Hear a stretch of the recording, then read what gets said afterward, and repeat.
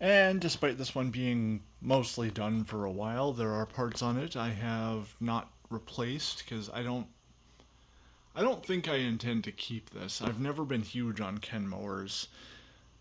You know, it's like during my time at the shop, the cost of their parts was so expensive. I mean, it was actually pretty close to what we would have paid for Mila parts, and that might just be because we weren't a dealer. We were going through like Electric Sweeper Service Co. for example, ESCO. And the cost of Kenmore parts was just ridiculous. So I think that really left a bad taste in my mouth. It's like expensive parts like that for a kind of middle of the line quality machine. I mean, they're not horrible, but they're not Mila quality. So why would I pay the crazy cost of parts for a machine that I thought was just so? Anyways, this is a kind of a rarer model because this, as some of you might already know, has an electric hose and a mini PowerMate Junior. So electrically driven mini head, and then this is an electric stretch hose, and it also included a also electric extension hose, so you could clean like to the top of your stairs or whatever. And yeah, I just figured I'd check this one out, and yeah, went through it, cleaned it up, put new bearings in there. I mean, just like any machine I do, it's not perfectly clean, but it's like mostly clean. Much cleaner than it was at very least, because this thing was dirty. And yeah, that motor sounded pretty bad, so got new bearings into it. Got it up and running, but let's take our electrical measurements, and clearly I still have a little bit of cosmetic work to do on it. And some of the parts not replaced were like the foot release pedal. It's like I couldn't figure out what exactly was wrong with it. I thought maybe a spring went missing. Well, it turns out it doesn't have a spring. See, this is the handle release that came off of here, and there's actually supposed to be a piece of plastic protruding off the end of here that acts as kind of the spring mechanism to lock it in the upright position. But at some point, they had broken this off, and their solution to it was to glue a piece of like a scrubber sponge to the underside here, like one of those yellow and green sponges, the Scotch-Brite ones probably. Yeah, that clearly did not provide enough force to push this into the lock position, so it would just fall over. Yeah, it was kind of ridiculous. But alright, we got our ambient voltage. We'll turn it on with just the main motor. Turn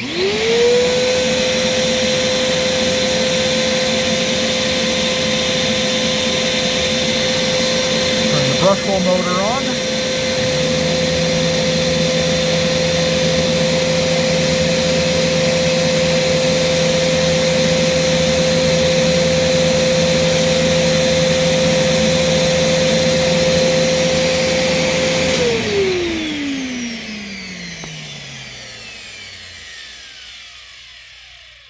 Sounds quite a bit better, huh? No swivel to this. I don't like that. Because inevitably over time, they tend to kind of bend to one side and deform a little bit. And, at least if you could turn that, you could prevent it by turning it and just letting it kind of wear to the other side a little bit. And, we have a kind of a female end here, so we're going to have to put an adapter on in order to get measurements from here. We got our hose fairly straight. Let's take an airflow and a suction measurement, and it's worth noting this does have a suction relief, so that will open up and lower our suction readings.